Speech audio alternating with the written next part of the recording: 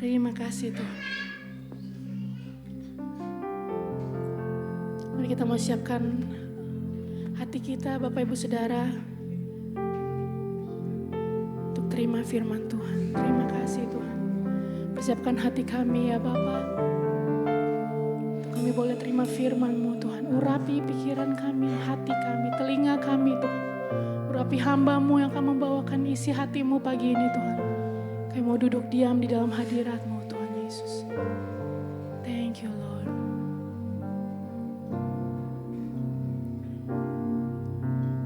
Kau Tuhan yang setia, waktu-Mu selalu yang terbaik. Engkau Tuhan sandaranku, dan ku hanya kan berharap padamu. Katakan Engkau Tuhan. Engkau Tuhan yang setia, waktu-Mu selalu yang terbaik. Engkau Tuhan sandaranku, dan ku hanya kan berharap padamu. Katakan satu-satunya yang ku andalkan, satu-satunya yang ku percaya. Engkau sumber kekuatan, sumber pengharapan, sumber kedamaian. Satu-satunya yang ku andalkan,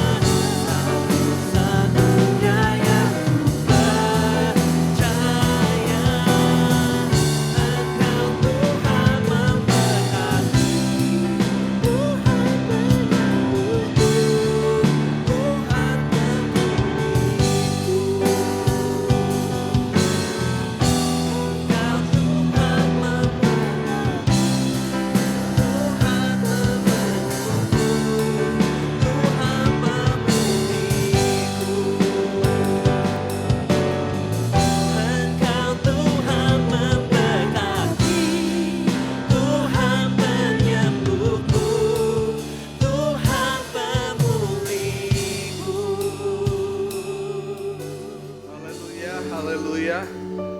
Kami bersyukur Tuhan karena Yesus segalanya dalam hidup kami.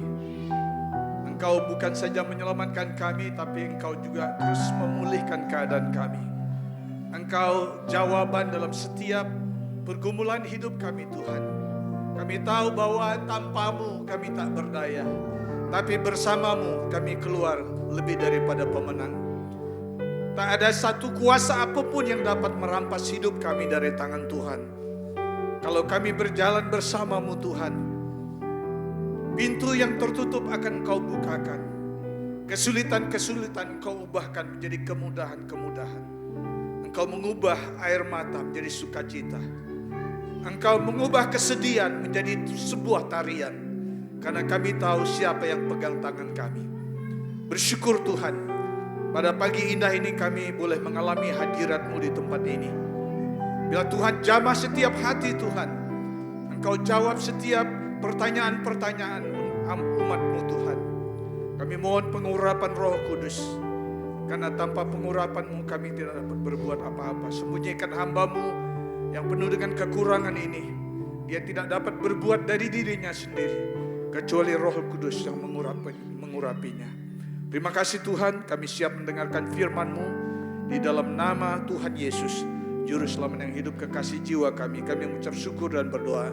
Haleluya. Semua yang percaya berkata, amin, amin, amin. Puji Tuhan, silakan duduk. Shalom. Shalom. Puji Tuhan, terima kasih worship team. Kita boleh diberkati melalui pujian penyembahan kita kepada Tuhan. Ya, saya mohon maaf tadi agak terlambat datang. Saya tidak suka terlambat kalau apa-apa itu tidak suka. Tapi karena pindah ke tempat yang baru, jadi saya tidak sadar bahwa cukup jauh, karena dari Armadale ke sini cukup jauh. Ya, biasanya dari Piara Water ke sini saya tidak biasa terlambat. Jadi tapi bersyukur akhirnya nyampe. Ya, kadang-kadang memang sudah agak umur, jadi seringkali lupa. Tapi tadi pagi saya dapat satu joke yang bagus ya. Ini seorang tua yang sudah umur 80 tahun, dia drive-thru, McDonald drive-thru. Tapi karena sistem McDonald kan sekarang juga bisa pesan, bisa macam-macam ya, kita bisa pesan sendiri, order sendiri, sehingga bapak ini mungkin agak ini karena sudah engkong-engkong, sudah tua ya. Jadi dia lama di ordernya itu. Nah, ada seorang wanita muda di belakang itu maki-maki, teriak-teriakin dia. Ya, tapi karena ya itulah orang tua ya. Jadi kita juga harus sabar dengan orang-orang tua. Lalu dia sampai kepada tempat pembayaran, kasir. Lalu dia tanya, berapa harga saya punya? Sekian. Lalu cewek yang di belakang saya yang marah-marah sama saya itu berapa ordernya? Saya bayar dua-duanya. Ya, begitu dia bayar, lalu kemudian dia ke counter yang kedua akan ambil barangnya. Lalu waktu dia ambil barangnya, jadi sebelum dia ambil barang, si cewek itu sudah nanya bahwa ordernya rupanya sudah ada bapak tua yang di depan itu bayar buat order kamu.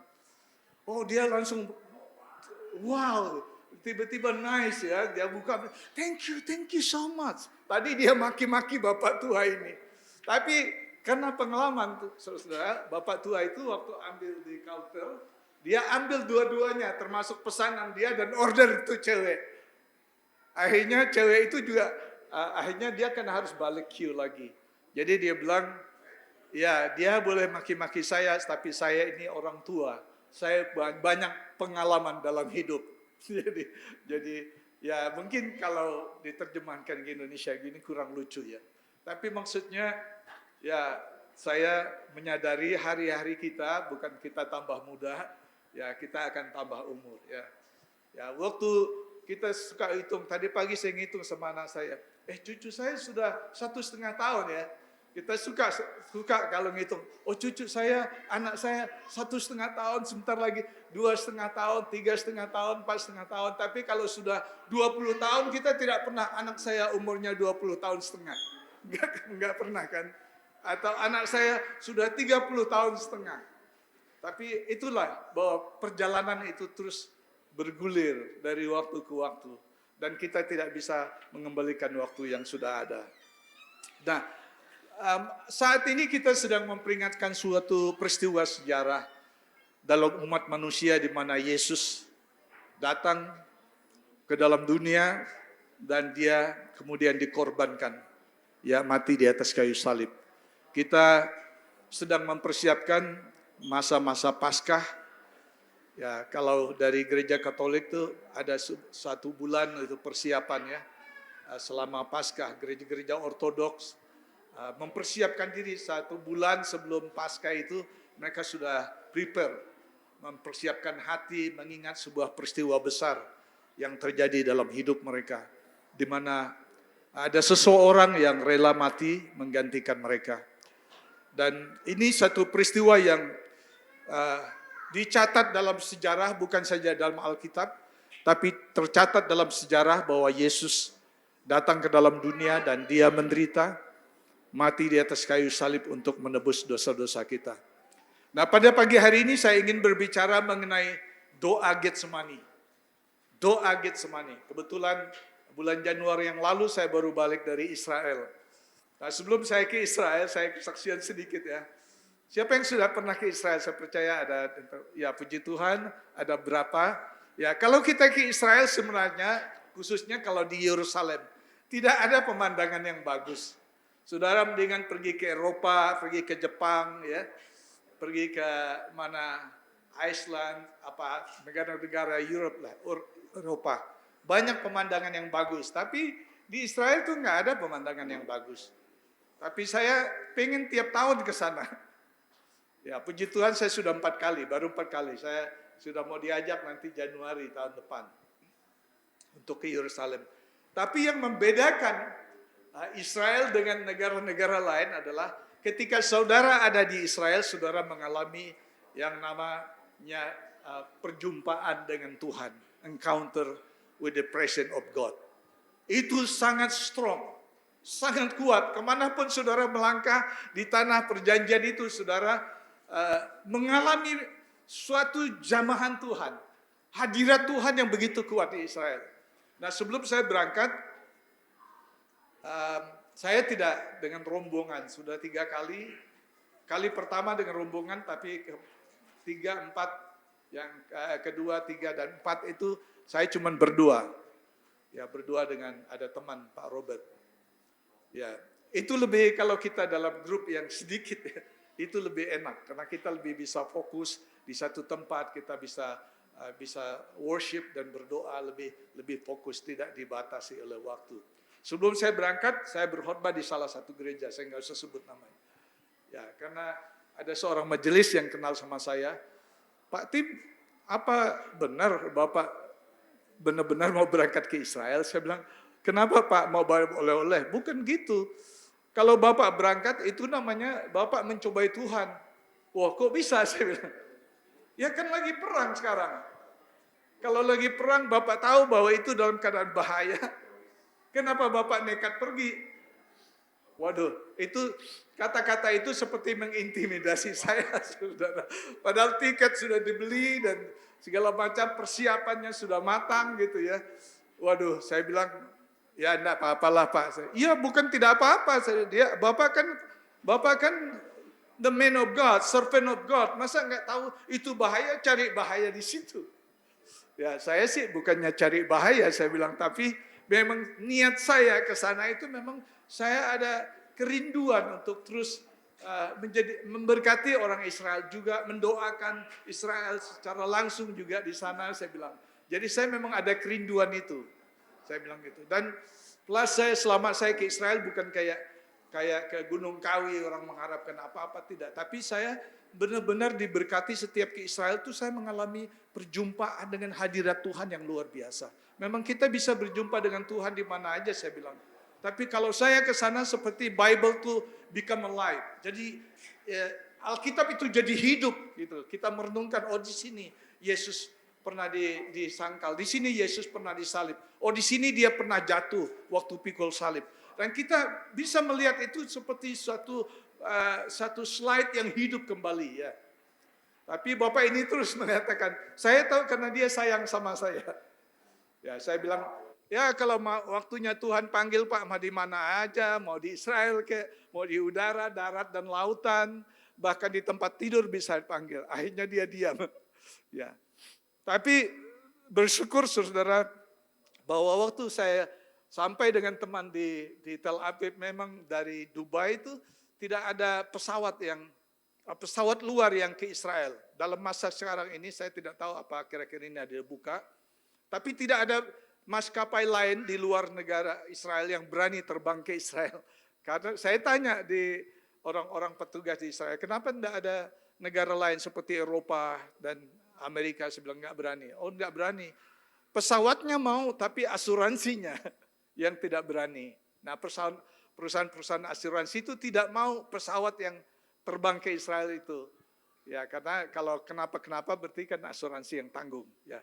Jadi satu-satunya dimonopoli oleh EAL, ya pesawat Israel, ya kan? Jadi tapi naik pesawat EAL itu kita udah kayak penjahat saja, ya. Mengapa saya katakan? Karena kita diinterogasi, dilihat dari ujung rambut sampai ujung kaki, kopor-kopor kita diperiksa apa saja yang bungkusan apa saja, sampai bungkusan odol gigi pun dibuka semua. Iya, iya. Belum lagi ditambah dengan pertanyaan-pertanyaan konyol yang kita tidak pernah pikirkan, ya kan? Dia misalnya bilang, kamu sebelum berangkat ini kamu jumpa dengan siapa? Ya kita masa ngitung, oh saya jumpa dengan Pak Peter, Pastor Peter, saya jumpa dengan Pak siapa, jumpa dengan Ibu siapa. Enggak mungkin lah kita ngingat kan? Tapi ini ditanya buat mereka. Lalu pernah meeting apa katanya? Ada pernah meeting sebelum berangkat. Ya meetinglah dengan teman, urus tiket, urus segala macam ya. Tapi maksudnya itu pertanyaan-pertanyaan yang kita tidak pernah pikirkan. Ya, akhirnya diinterogasi berjam-jam ya lewat juga. Ya, jadi dan mereka memang saudara, mereka nggak peduli Anda pernah sering ke Israel, mereka nggak peduli. Justru dia lihat saya sudah 4 kali. Dia bilang, kamu bisnis apa? Ada urusan apa kok berkali-kali ke Israel? Kenapa tiap tahun ke Israel katanya?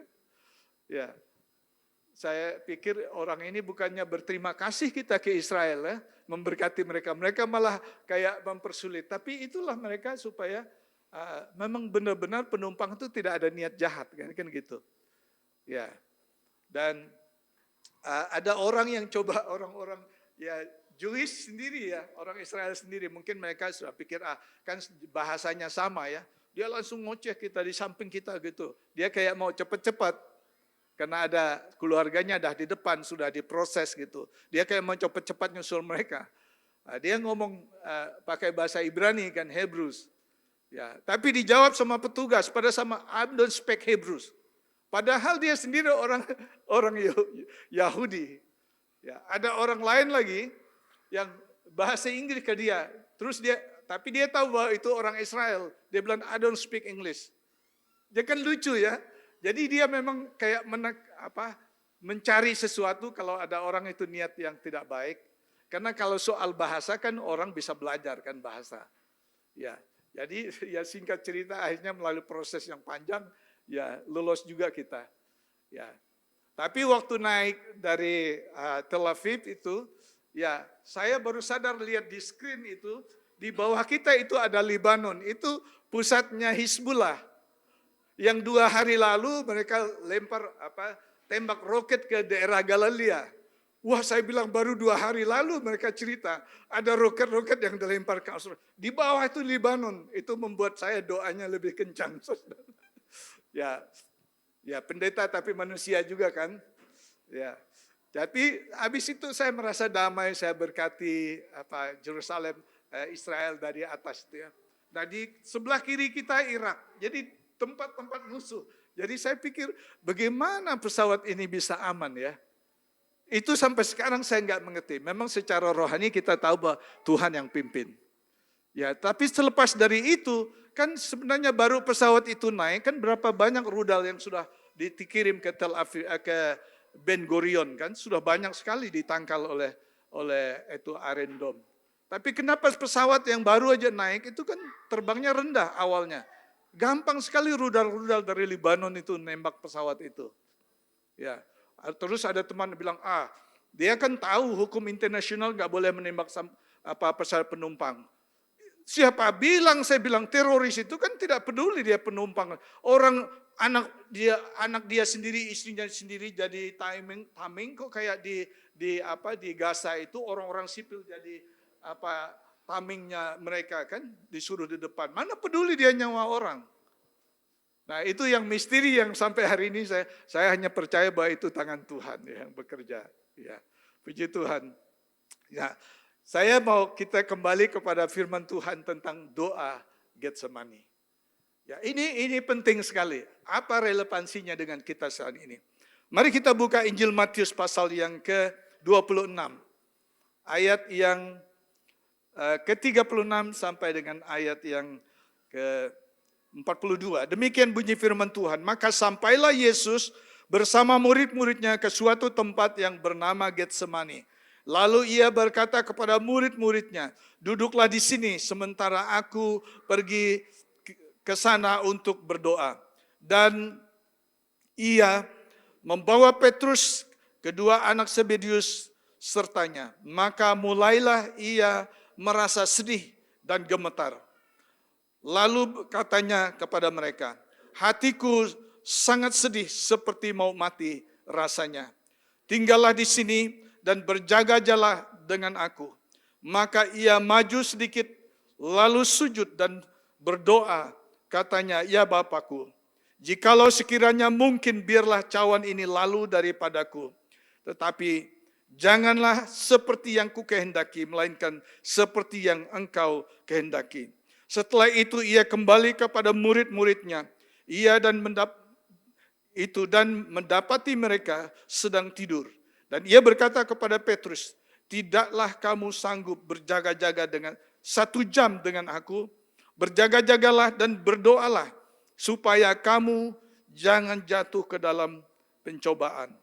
Roh memang penurut, tetapi daging lemah.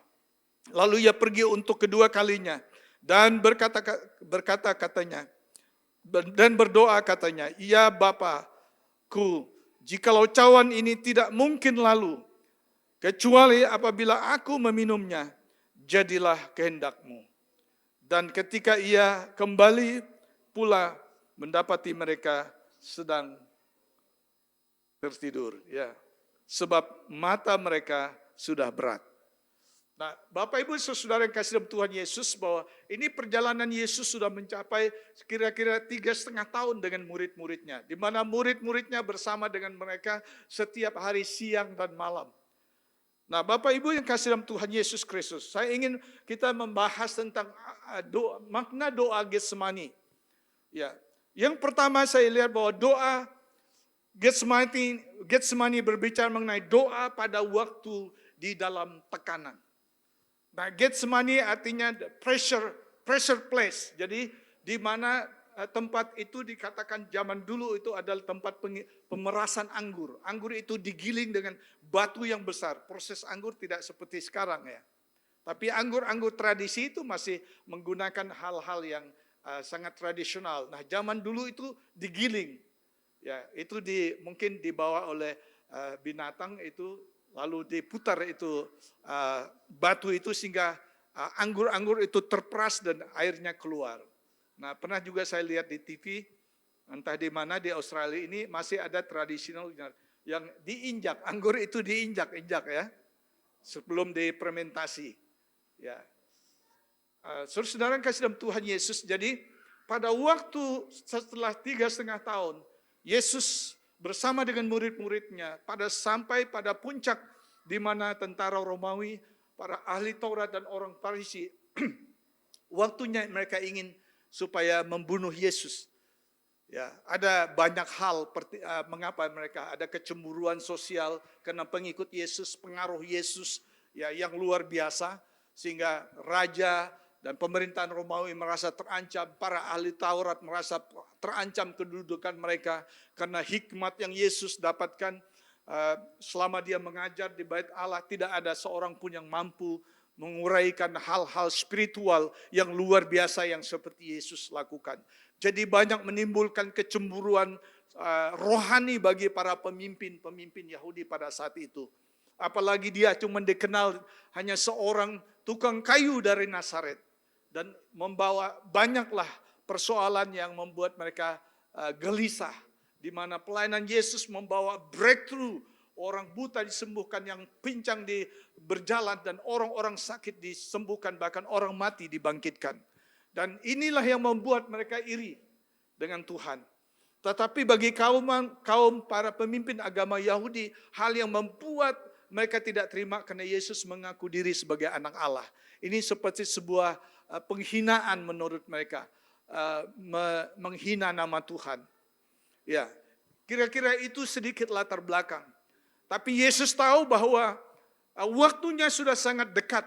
Dia harus menyerahkan nyawanya sebagai korban yang hidup dan berkenan kepada Bapaknya. Lalu pada masa di mana dia sebelum ditangkap, dan dia mengajak murid-muridnya berdoa. Nah, ada teman-teman Muslim sekalian, kok dia berdoa? Karena katanya dia Tuhan, dia berdoa. Mereka lupa tentang kemanusiaan Yesus. Yesus memang adalah Allah sejati, tetapi dia mengambil rupa sebagai manusia.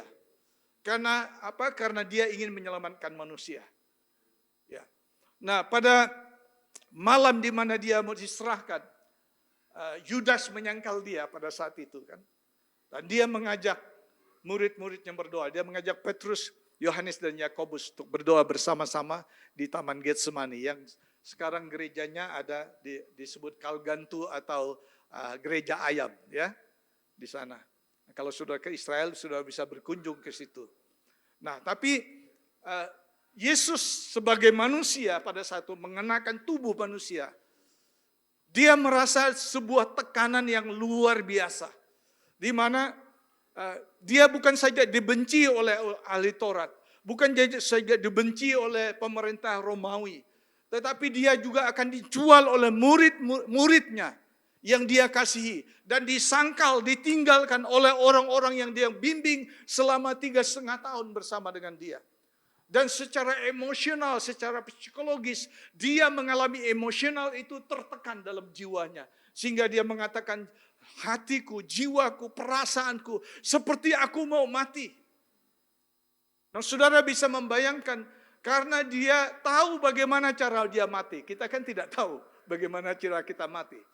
Tapi Tuhan Yesus dia tahu cara dia mati, karena Yesaya menubuatkan dia akan dicambuk, dia akan ditombak lambungnya, dia akan disangkal, dia akan dianiaya, dia akan diludahi, dia harus pikul salib, dan dia harus menanggung semua luka-luka itu. Dan lebih lagi, dosa seluruh dunia, termasuk dosa saya dan saudara, ditimpakan kepada Yesus.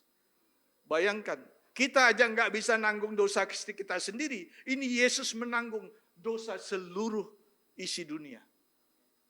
Ya. Dan karena itu secara manusia dia merasa bahwa ada sebuah kegelisahan, ada sebuah perasaan dia ditinggalkan, perasaan dia seperti diasingkan, perasaan dia dihianati, perasaan kesedihan dia ditinggalkan oleh orang-orang yang dia cintai. Dan ini tidak gampang, saudara. Bahkan kalau ada saudara-saudara yang punya anak, saya ngalamin itu. Waktu mereka kecil, kita bina mereka, kita didik mereka. Sudah besar, mereka satu persatu meninggalkan kita. Itu terpisah aja kita sudah rasa sedih ya. Dan ini bukan terpisah biasa, saudara. Ini dihianati, dilukai oleh orang-orang yang dia kasihi. Disangkal, dijual dengan 30 keping perak. Itu betapa harga dirinya dia. Dan pada saat itulah Yesus merasa pentingnya dia berdoa. Dan dia di Taman Getsemani itu dia mengajak Petrus dan Yohanes dan Yakobus, berdoalah bersama-sama dengan aku. Tapi malang saudara, orang yang Yesus harapkan bisa encourage dia, yang bisa berdoa bersama dengan dia, berjaga-jaga bersama dengan dia, tapi orang-orang ini justru ketiduran. Nah, Bapak Ibu yang kasih dalam Tuhan Yesus, berapa banyak kali dalam hidup kita Ketika kita dalam sebuah tekanan, ketika kita ada persoalan, masalah yang dalam, hati kita seperti hancur, perasaan kita seperti loneliness, spirit kita seperti down sekali. Dan kita membutuhkan ada orang-orang, ada teman, ada si A, ada si B, bisa mendampingi kita supaya kita menjadi tegar dan kuat. Mendampingi kita detik-detik kita mengalami pergumulan yang berat. Justru orang-orang yang kita andalkan, dia mengecewakan kita. Pernah ngalami seperti itu? Enggak usah angkat tangan, saya tahu pasti kita pernah kecewa seperti itu ya. Dan saya bisa merasakan perasaan Yesus. Bagaimana Yesus seorang diri mengalami penderitaan yang begitu dahsyat. Tekanan yang begitu dahsyat. Sampai dia mengatakan, aku seperti rasanya mau mati. Betapa banyak orang hari ini mengatakan ketika mereka berhadapan dengan situasi di mana mereka facing the storm as alone, they want to die. Mereka merasa lebih baik aku mati, lebih baik aku menyudahi hidup ini, lebih baik aku tidak lagi hidup lagi di dunia ini. Sampai pada titik itu, saudara. Karena ada sebuah tekanan yang dunia tidak bisa mengerti. Dia merasa sendiri, dia merasa very loneliness, dia merasa beban yang begitu berat, ada tekanan jiwa secara psikis, dia tidak secara manusia dia sudah sampai pada titik nadi nol. Mungkin ada begitu banyak orang yang percaya kepada Tuhan hari ini. Mereka pernah mengalami di mana dia merasa hidupnya begitu loneliness. Hidupnya begitu merasa sendiri. Dia berjuang sendiri. Dia merasa hancur sendirian. Dia bergumul seorang diri dan nobody knows. Tidak ada yang tahu pergumulan dan isi hatinya. Sampai-sampai Yesus mengatakan, I feel want to die. Saya merasa seperti mau mati. Mungkin banyak orang yang merasa loneliness di tengah keramaian. Saya berjumpa dengan seorang tukang taksi, mungkin pernah saya taksi Bluebird. Di tengah-tengah kemacetan, di tengah keramaian, saya tidak pernah terbayang bahwa ada seorang anak manusia sedang merancangkan untuk mengakhiri hidupnya. Dia mau bunuh diri. Tapi dia bilang, Pak, saya tidak tahu bagaimana caranya. Mungkin ada orang yang di tengah-tengah sementara tidur, suami atau istrinya tidur lelap, dia merasa ada satu kesepian, ada sebuah kesendirian, ada sebuah keterasingan, ada sebuah luka yang pasangan sendiri pun tidak bisa memahaminya. Itu fakta dalam kehidupan manusia, saudara. Lalu doa Getsemani ini berbicara mengenai bagaimana Yesus dalam tekanan itu. Bagaimana orang yang diharapkan untuk mensupport dia justru tertidur. Orang yang kita bisa andalkan justru enjoy dengan keadaannya sendiri. Sementara membiarkan kita tergeletak, loneliness, alone, berhadapan dengan badai yang begitu dahsyat. Kita hanya minta orang itu sejenak bertahan, memperhatikan kita, peduli dengan kita. Tapi orang yang kita harapkan justru tidak hadir pada saat kita membutuhkannya. Dan saudara-saudara yang kasih dalam Tuhan Yesus Kristus. Tapi Yesus tidak berhenti di situ. Ya. Kalau hari ini saudara-saudara merasakan perasaan seperti Yesus. Never give up. Jangan putus asa karena sekalipun orang-orang tidak ada yang mensupport Anda, tidak ada orang yang mengerti Anda, tapi ada Yesus yang mengertimu karena Dia pernah di situ, Dia pernah ada di posisimu, di posisi di mana engkau sangat genting dalam hidupmu, di mana engkau begitu berat dengan bebanmu, di mana tak seorang pun yang mengerti engkau, tapi Yesus ada di situ menemanimu. Yesus bukanlah Petrus dan Yakobus dan Yohanes yang hanya mementingkan waktu tidur, tapi Dia ada di situ 24 jam dalam 7 hari menemani Anda. Dan Dia mendengar setiap keluhanmu. Dia mengerti setiap tetesan air matamu. Dan Dia mengerti setiap kehancuran dan luka-luka hatimu. Dan Dia ada di sampingmu. Mengapa? Karena Dia pernah ada di situ.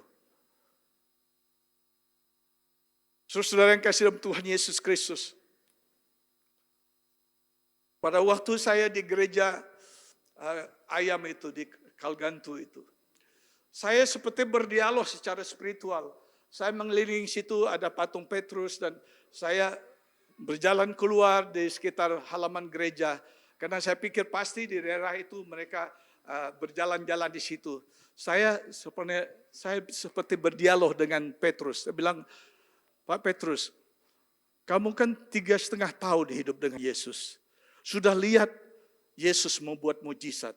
Engkau pernah berjalan di atas air. Dia memberikan engkau kuasa begitu besar. Kenapa kamu tega-teganya menyangkal dia? Dan saya ada di sini untuk menyaksikan penyangkalanmu tentang dia. Dan tiba-tiba saudara bukan seperti suara Petrus atau seperti ada dialog, seperti dia menjawab. Tim, kamu tahu bahwa dalam hidup manusia, sekuat apapun imannya, ada momen di mana orang itu mengalami seperti yang aku alami. Dan aku harus menyangkal Yesus. Karena terlalu egois, mementingkan diri sendiri. Hanya memikirkan kesenangan sesaat. Ada momen di dalam saat-saat hidup ini, seperti Petrus ngomong kepada saya, seseorang sampai pada tahap seperti yang aku alami. Mungkin tidak mengatakan, aku tidak menyangkal Yesus. Tapi dia itu akan berkata, buat apa berdoa lagi? Buat apa lagi percaya pada Tuhan? Buat apa lagi baca Alkitab? Itu adalah bentuk-bentuk sebenarnya kita sedang menyangkal Tuhan. Dan situ seperti saya terenyuh, saudara. Sehingga saya buat video, saya kirim kepada teman-teman.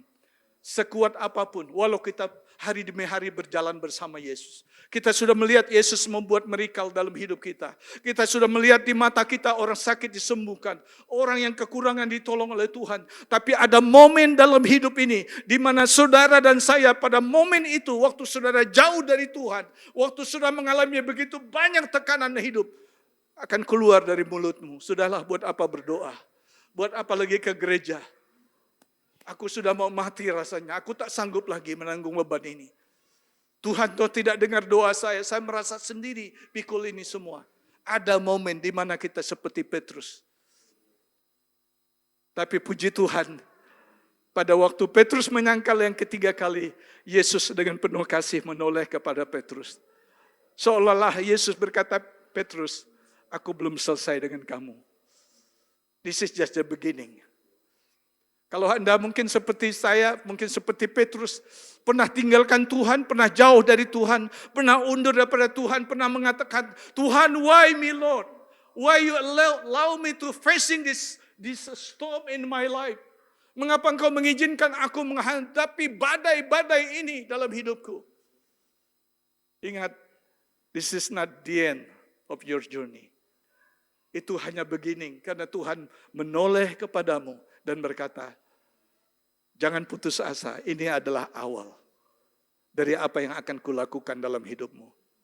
Singkat cerita, saudara, tadi saya naik pesawat dari Tel Aviv ke Rome, ke kota Rome. Lalu saya tidak menduga bahwa pada waktu itu persis jubilinya gereja Katolik seluruh dunia di Vatikan ya. Lalu Vatikan membuka yang namanya Holy Door. Holy Door itu dibuka setiap 25 tahun sekali. Dan saya bersyukur punya peluang itu masuk ke Vatikan melalui Holy Door. Dan Holy Door itu rupanya itu pintunya dibuat dari emas. Ya. Jadi kalau tradisi orang Katolik bisa lewat itu tuh anugerah ya. Dosanya bisa diampuni berapa kali-kali. Ya. Ya. Tapi saya diberi kesempatan untuk pas hari Jubili itu. Nah, waktu saya masuk dalam Saint Peter Basilica building itu, ya di mana turis-turis bisa juga datang situ. Ada satu hal yang menarik, saudara. Tiba-tiba saya lihat sebuah lukisan. Kalau saudara ke Vatikan itu, kunjungin Basilika, gedung Basilika itu luar biasa. Itu the best class lah. Semua pelukis-pelukis terkelas dunia itu sudah melukiskan di situ. Luar biasa lukisan. Pemandangannya indah. Sudah bisa bayangkan kalau surga apalagi lebih indah dari itu. Itu aja sudah luar biasa. Speechless kalau kita melihat itu keindahan di dalam gedung itu. Tapi ada satu yang unik. Yang saya lihat bahwa satu lukisan tentang bagaimana ke-12 rasul itu mati. Dan mata saya tertuju dengan seorang yang gantungnya tergantung terbalik. Itu adalah Petrus yang saya tadi berdialog di Israel, yang dia menyangkal Yesus sebelum ayam berkokok. Petrus yang sama, pribadi yang sama, dalam Vatikan itu dilukiskan, orang ini yang pernah menyangkal Yesus. Dia sampai rela mati terbalik karena merasa tidak layak disalibkan seperti Yesus. Seperti nyambung diskusi waktu saya di Getsemani, di Kaligantu itu. Di mana Petrus mengatakan ada momen-momen di mana dalam hidup ini seseorang merasa hidupnya seperti tidak berdaya, takut, hampa, dan dia bisa menyangkalkan Tuhan. Tapi itu bukan akhir. Ketika Yesus menoleh ke Petrus, Petrus belum berakhir di situ. Dan kita tahu di Vatikan ada lukisan seorang yang pernah menyangkal. Dan ketika dia dilukiskan mati dengan tersalib dan terbalik, dia membuktikan bahwa dia tidak pernah lagi menyangkal Yesus. Dia memberi hidupnya sampai akhir hidupnya. Dan kita tahu pada hari Pentakosta, orang yang pernah menyangkal Yesus ini, dia berdiri dengan penuh keberanian, berkhotbah tentang Yesus yang mati dan bangkit itu. Dan 3.000 orang bertobat dan memberi diri dibaptis.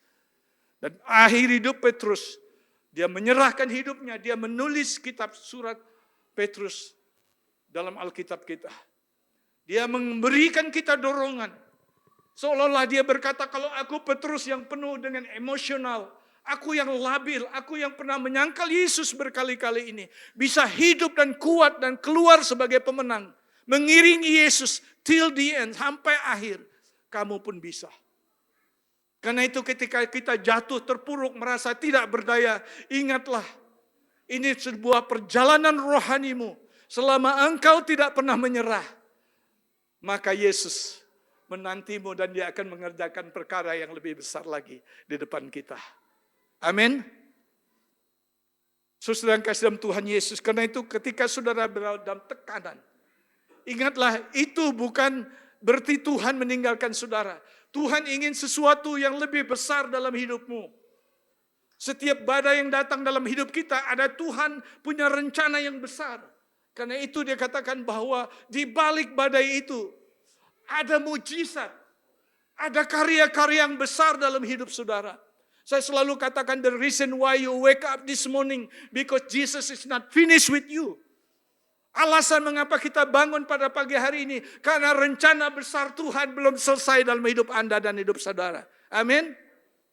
Karena itu jangan putus asa, jangan kecewa dengan apa yang dunia katakan tentang saudara. Jesus is not finished yet with you. Ada rencana besar dalam hidup saudara. Ketika papa saya sudah tidak bisa melihat lagi, dan bulan yang lalu dia dipanggil Tuhan. Dia sudah nggak bisa lihat, dia sudah sedikit demensia, sudah lupa ya. Tapi dia tidak pernah lupa Tuhan, dia tidak pernah lupa lagu-lagu rohani. Ya, dia pernah katakan kepada saya, sebenarnya hidup saya ini seharusnya saya sudah pulang. Buat apa hidup menyusahkan kalian, menyusahkan anak-anak cucu? Saya bilang, Pak, tugasmu belum selesai.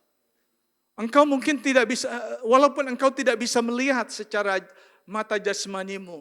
Mungkin engkau bisa lupa dengan nama-nama kami, anak cucumu. Tapi satu hal bahwa Tuhan masih punya rencana dalam hidupmu. Tuhan masih mau pakai engkau. Ya, Tuhan mau pakai papa bagaimana cepat cuma bisa. Engkau masih bisa berdoa. Papa masih bisa berdoa sepakat untuk anak-anakmu, untuk hamba-hamba Tuhan, untuk orang Kristen, untuk gereja Tuhan. Terus dia bilang, iya benar. Tugas Papa belum selesai. Pada hari Minggu, bulan Maret yang lalu, hari Minggu pertama, dia minta minum sama adik ipar saya. Dan setelah itu, setelah orang pulang dari gereja, dia menghembuskan napas yang terakhir. Dia pulang ke rumah Bapak. Dia meninggal persis seperti engkong saya pada hari Minggu.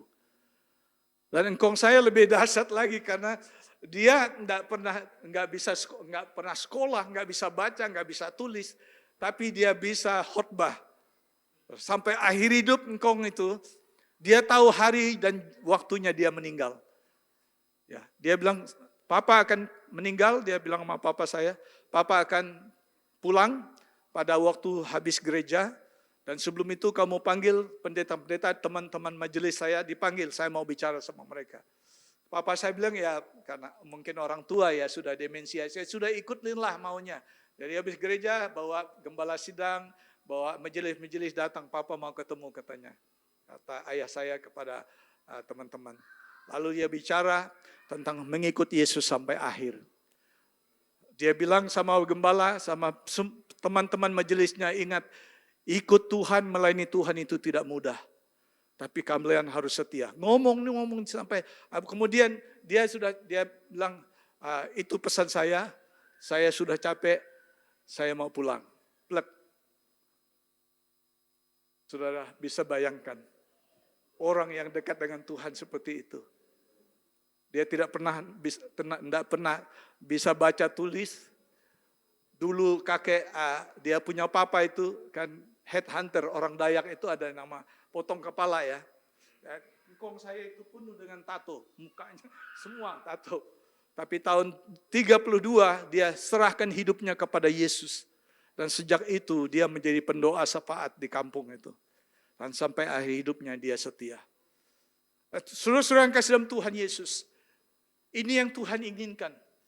Supaya ketika saudara menghadapi situasi apapun, jangan menyerah. Hendaklah engkau setia sampai akhir. Yang kedua, saya ingin singkat saja. Doa Getsemani, tadi yang pertama adalah doa yang berbicara mengenai doa pada waktu menghadapi tekanan, pada waktu menghadapi badai. Yang kedua adalah doa di mana doa Getsemani itu berbicara mengenai kehancuran hati. Seorang Yesus, bagaimana dia rasa hancur hatinya, memikirkan nasib seluruh dunia. Dia memikirkan nasib saudara dan saya. Karena itu dia berkata begini, Papa, kalau boleh cawan ini lalu daripadaku. Dengan kata lain, Papa, kalau boleh jangan sampai aku harus melewati salib. Jangan harus melewati penganiayaan. Tapi bukan kehendakku yang terjadi, tapi kehendakmu. You will be done. Dia berbicara kepada bapaknya sebagai manusia. Bapak kalau boleh, biarlah tidak melalui salib. Karena dia tahu bahwa dia tergantung di salib, terhina, menanggung dosa seluruh dunia. Dan secara manusia, saudara, Yesus membayangkan itu. Dosa saudara dan saya ditimpakan kepadanya. Dan itu suatu pergumulan, satu kehancuran dalam dirinya yang luar biasa. Tapi kalau Yesus tidak meminum cawan ini, maka keselamatan bagi dunia ini tidak akan ada. Saudara dan saya akan mati binasa. Tapi Yesus berkata, you will be done.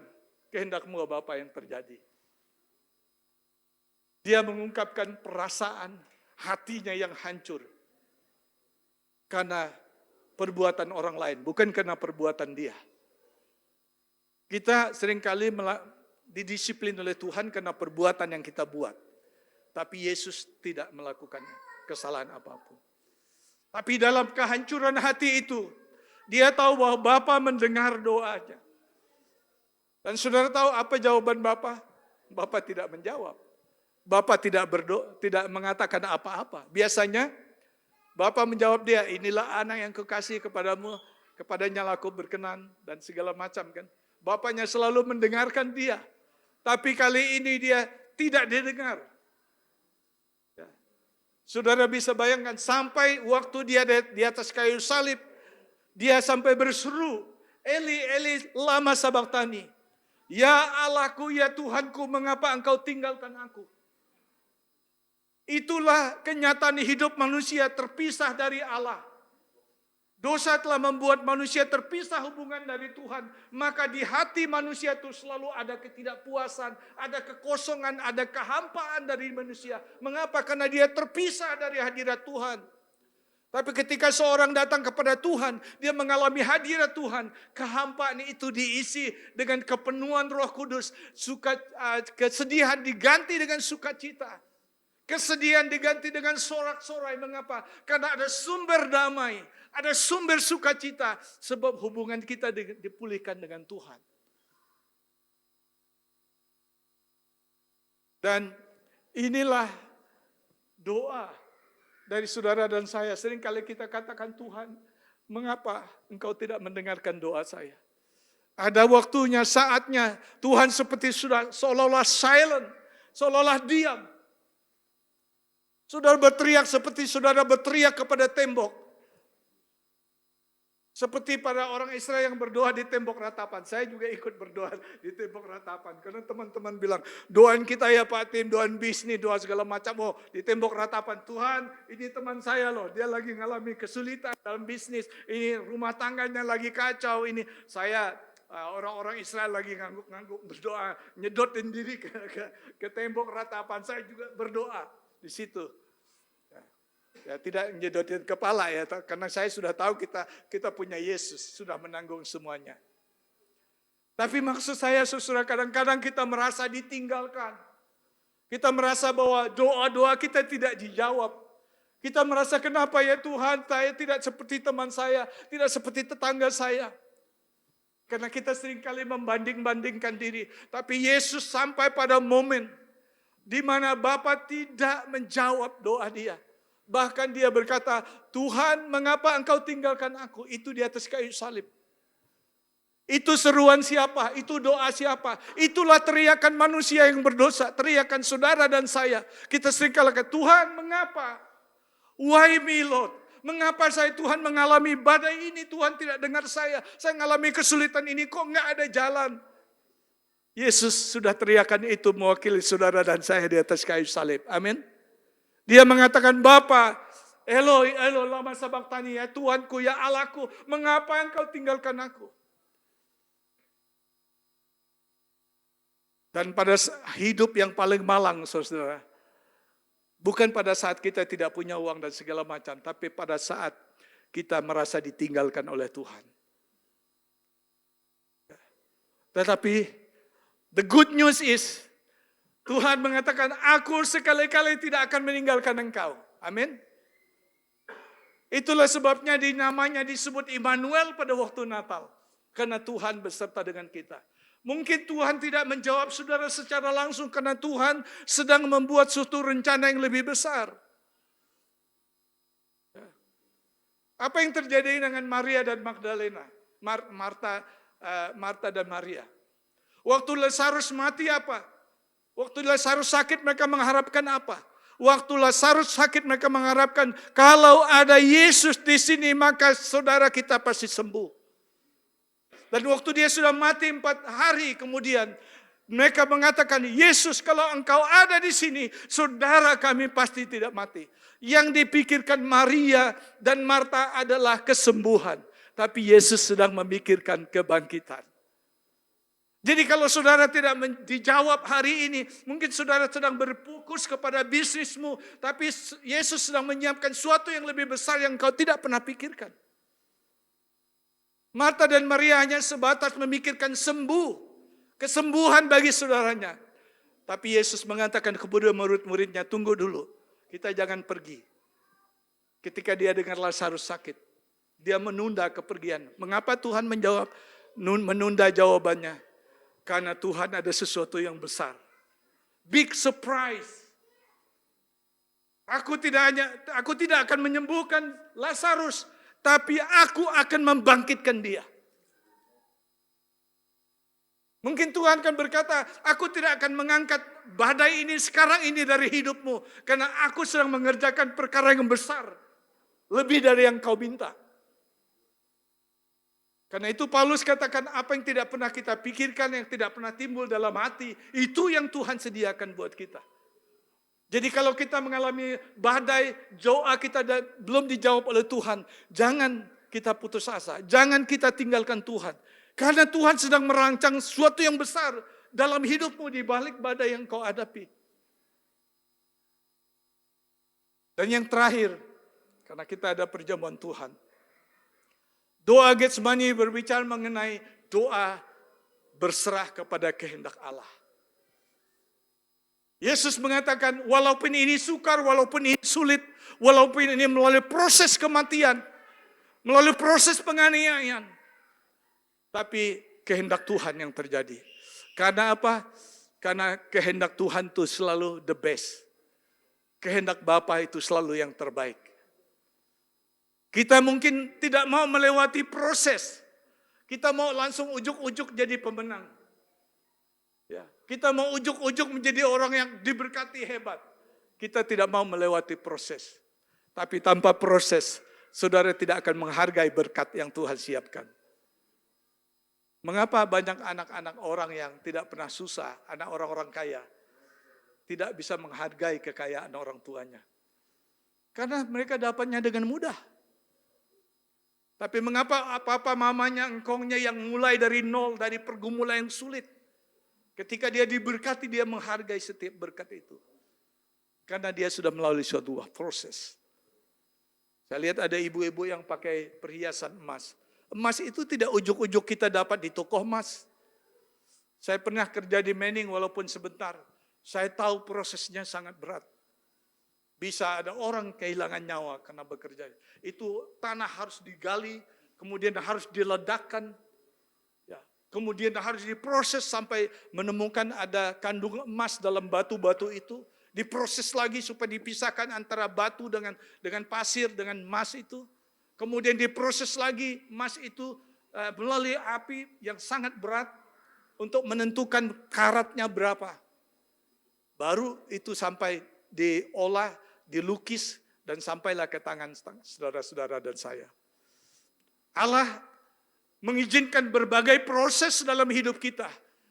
Bukan untuk menghancurkan hidup saudara dan saya, tapi supaya kita keluar seperti emas murni. Amin.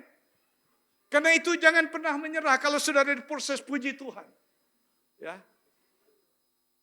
Kalau saudara sedang dibentuk, puji Tuhan karena Tuhan ingin saudara menjadi pribadi-pribadi bagaikan emas murni. Dia ingin saudara menjadi orang yang kokoh dan kuat. Jadi kalau hari ini ada orang gosip saudara, jangan pikirkan itu. Jangan kecil hati. Saya sudah biasa dengar itu.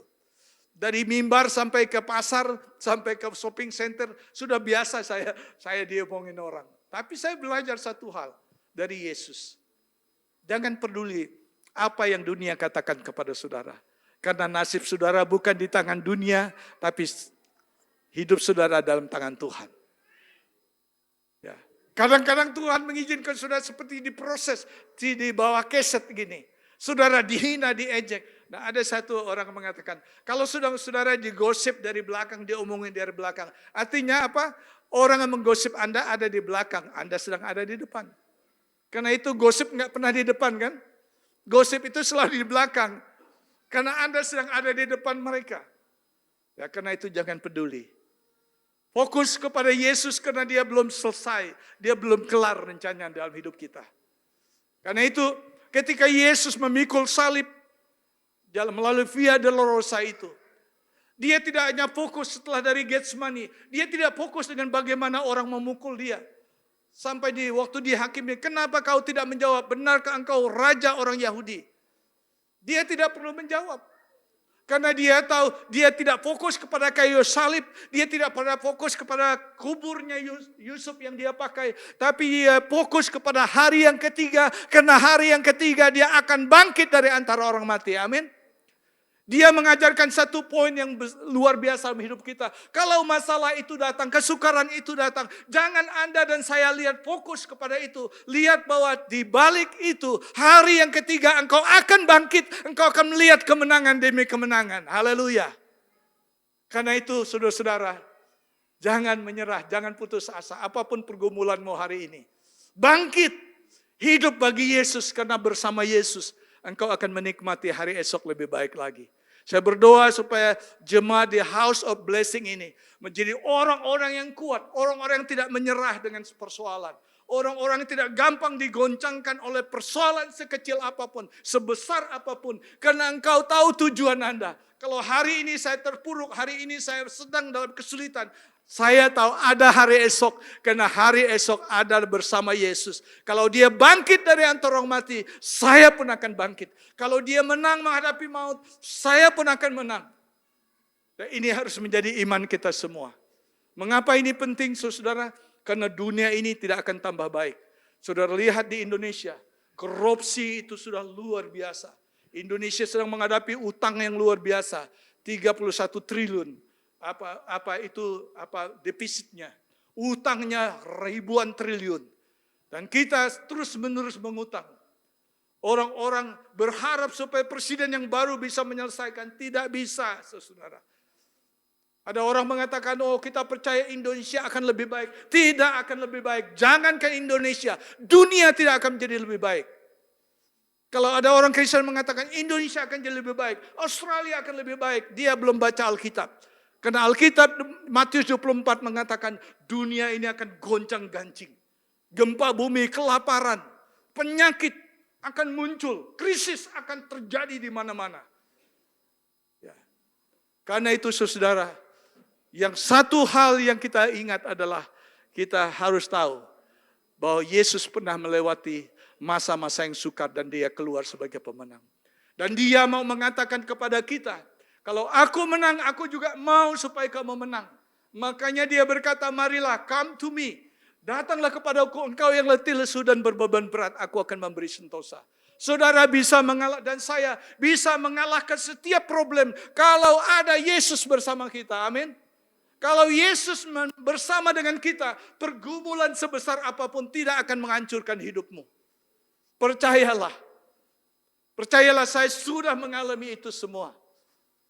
Ketika saudara bersama dengan Tuhan Yesus, maka badai itu akan Tuhan ubahkan menjadi berkat.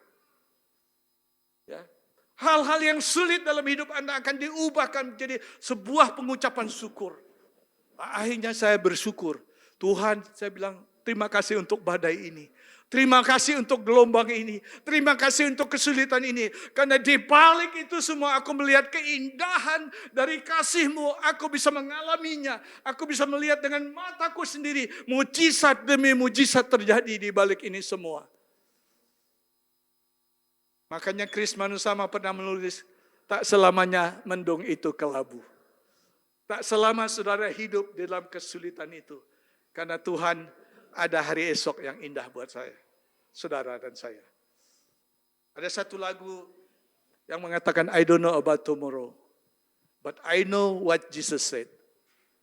Ya, saya tidak tahu apa yang terjadi hari esok, tapi satu hal saya tahu, apa yang Yesus katakan, bahwa Dia memegang tangan kita. Amin. Mari kita tunduk kepala dan berdoa. Tuhan, kami mendengar firman-Mu. Biar firman ini akan menguatkan kami. Kalau ada di antara saudara-saudaraku yang saat ini, baik yang menonton melalui siaran ini Tuhan, baik yang ada di ruangan ini, yang merasa hidupnya ditinggalkan Tuhan. Hari ini Tuhan berkata, aku sekali-kali tidak akan pernah meninggalkan kamu. Aku telah melewati Getsemani sampai Golgota. Itu semua aku lakukan karena aku mengasihi kamu. Karena aku menggendong kamu. Karena aku menyelesaikan masalah kamu. Aku memikul segala dosa dan kegagalanmu. Karena itu Dia hari ini mau engkau bangkit. Pandang pada Yesus. Jangan memandang kepada kesukaranmu. Tapi pandang pada hari ketiga Dia bangkit dari antara umat mati. Bahwa bersama Yesus ada hari esok yang lebih baik lagi. Jangan menyerah dengan situasimu saat ini. Lihat bahwa Yesus berdiri di depanmu menunggu engkau untuk datang kepada Dia. Dan bersama dengan Dia, Dia sudah pengalaman. Dia sudah membuktikan bahwa tidak ada maut, tidak ada dosa, tidak ada penyakit, tidak ada kesulitan apapun yang Dia tidak pernah selesaikan. Karena itu Dia berkata di atas kayu salib, it is finished. Semuanya sudah selesai. Aku sudah lakukan itu semua supaya engkau berjalan dalam kemenangan. Supaya engkau yang putus asa tidak putus asa lagi. Supaya engkau yang tidak punya pengharapan bangkit miliki pengharapan dalam Yesus. Supaya bersama Yesus engkau keluar sebagai pemenang. Terima kasih Tuhan Yesus. Ada yang sakit bila Tuhan jamah, Tuhan sembuhkan. Yang berbeban berat Tuhan lepaskan di dalam nama Yesus. Yang ragu, yang bimbang bawa ke dalam pengalaman perjumpaan pribadi dengan Tuhan. Sebab bersama Yesus mereka akan keluar sebagai pemenang. Kalau ada saudara-saudara yang Tuhan izinkan menghadapi badai dalam rumah tangga, badai dalam ekonomi, badai dalam kesehatan mereka, di dalam nama Yesus aku perintahkan supaya mereka bangkit hari ini. Karena bersama Yesus mereka akan lebih daripada pemenang. Bersama Yesus mereka melihat hari esok lebih baik. Bersama Yesus mereka mengalami mujizat saat ini. Karena itu yang sakit kuperintahkan sembuh di dalam nama Yesus. Yang kesulitan aku berbicara supaya Tuhan lepaskan mereka di dalam nama Yesus. Terima kasih Bapa, terima kasih Tuhan. Bersyukur untuk janji moyang dan amin bahwa Engkau tidak pernah tinggalkan kami. Terima kasih Tuhan karena ketaatanmu mulai dari Getsemani sampai di Golgota. Engkau adalah champion, Engkau adalah pemenang Tuhan. Supaya melalimu Engkau membawa kami menjadi pemenang. Terima kasih Tuhan Yesus. Terima kasih Tuhan. Biarlah kami keluar dari tempat ini sebagai orang-orang yang menang, bukan sebagai orang-orang yang kalah. Biar mata kami tidak lagi fokus kepada persoalan kami, tapi fokus kepada Yesus yang bisa menyelesaikan masalah kami. Bila persoalan kami yang kami anggap besar menjadi tidak besar karena kuasa Yesus lebih besar dari persoalan kami. Terima kasih Tuhan Yesus. Kami keluar dari tempat ini, kami percaya mujizat sedang menanti. Mujizat, kemenangan, kesembuhan, keberkatan sedang menanti kami ketika kami keluar menjadi orang-orang yang diberkati Tuhan. Terima kasih Bapa. Dalam nama Yesus kami berdoa. Haleluya. Saya mengundang Bapak Ibu Saudara untuk mengambil bagian. Biar perjamuan Tuhan ini bukan sebagai seremonial, kebiasaan kita sebulan sekali.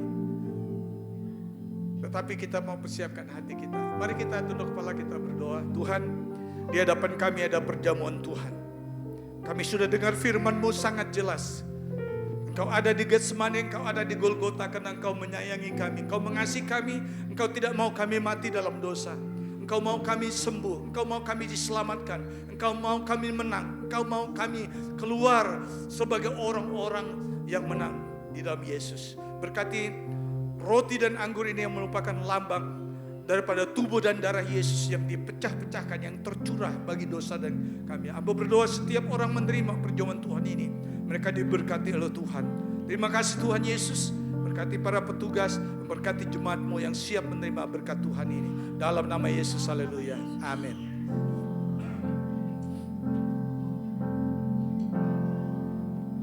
Begitu besar kasih-Mu Bapa, Kau berikan anak-Mu yang tunggal.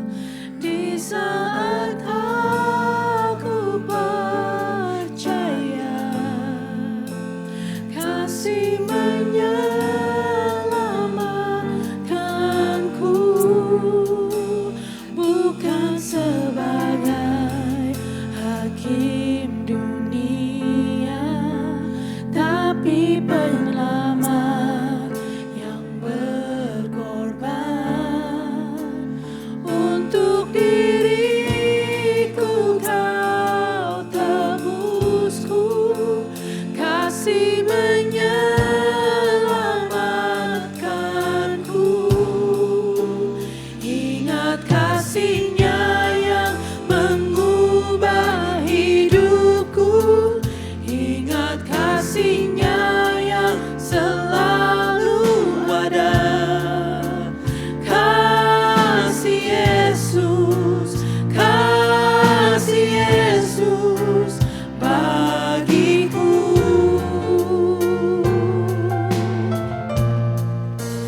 Ingat bilur-Nya yang sembuhkan lukaku. Ingat salib-Nya yang menebus aku. Kasih Yesus, kasih Yesus bagiku.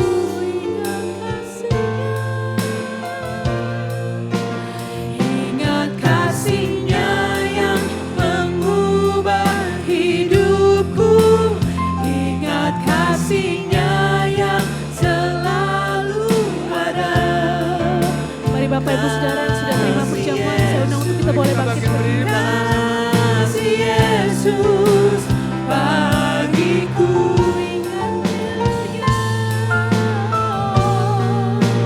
Ingat bilur-Nya yang sembuhkan lukaku. Ingat salib-Nya yang menebus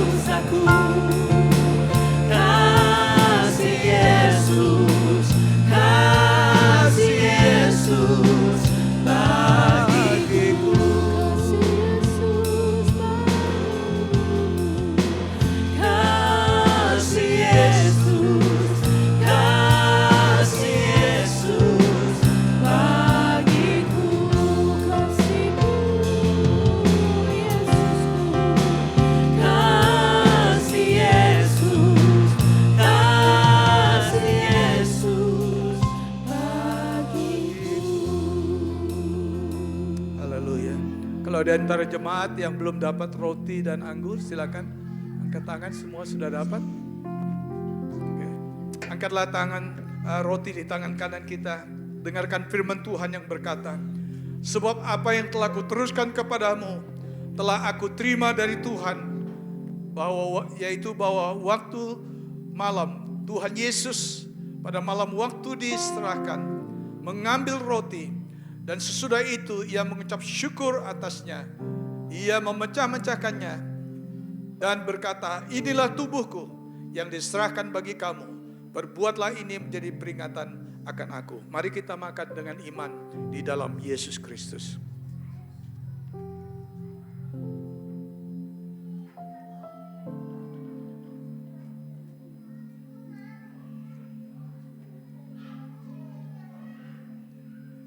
Sambil mengangkat cawan di tangan kita, kita mengingat akan darah yang tertumpah untuk kita, untuk dosa, untuk penyakit kita, untuk pergumulan-pergumulan hidup kita. Dan dia berkata demikian juga, ia mengambil cawan sesudah makan lalu berkata, cawan ini adalah perjanjian baru yang dimeteraikan oleh darahku. Berbuatlah ini menjadi peringatan akan aku. Mari kita minum di dalam nama Tuhan Yesus Kristus. Haleluya.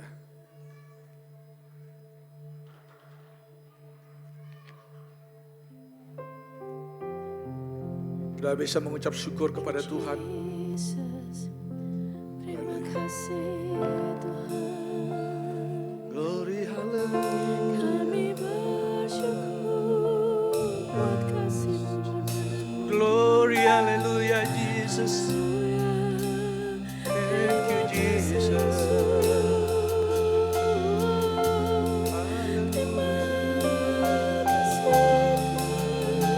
Terima kasih Tuhan Yesus. Glory haleluya. Biar setiap orang mengalami berkat jamahan Tuhan, pemulihan dari kasih-Mu. Terima kasih Tuhan. Kami sudah ditebus oleh tubuh dan darah Yesus. Kami sudah menerima kemenangan itu. Di dalam nama Tuhan Yesus, Juru Selamat kekasih jiwa kami, Raja di atas segala raja, kami mengucap syukur dan berdoa. Haleluya. Kemenangan hari demi hari. Tuhan berkati the house of blessing di tempat ini Tuhan. Berkati jemaat menjadi kuat dan teguh setiap hari di dalam Tuhan. Berkati rumah tangga mereka, berkati pekerjaan mereka, berkati kesehatan mereka, berkati usaha mereka Tuhan. Dan apa saja yang mereka buat, Tuhan yang membuatnya berhasil. Terima kasih Tuhan, kami berdoa untuk Pastor Peter dan keluarga. Tuhan lindungi, Tuhan berkati mereka. Perjalanan mereka selama di Jepang, di beberapa tempat, Tuhan melindungi dia segala yang jahat, supaya kembali ke Perth dengan selamat. Terima kasih Tuhan Yesus, kami tahu kami tidak sendirian. Kami akan melihat hari-hari ke depan, Tuhan berjalan dan memberkati kami. Karena itu jemaat yang dikasih Tuhan, angkatlah kedua belah tanganmu, pulanglah dan terimalah berkat Tuhan. Kiranya damai dan sejahtera pada Allah Bapa, kasih yang kekal dari Tuhan Yesus Kristus yang telah mati dan bangkit untuk kita, dan dalam persekutuan dengan Roh Kudus yang memberikan kita kemenangan, sukacita, dan hidup lebih daripada pemenang. Mulai hari ini sampai Maranatha kita bertemu muka dengan Yesus, Tuhan dan Raja kita. Dalam nama Yesus kami berdoa dan ucap syukur. Haleluya, kita percaya dan diberkati, berkata amin, amin. Puji nama Tuhan. Happy Sunday, God bless you all. Happy Sunday, see you next week all.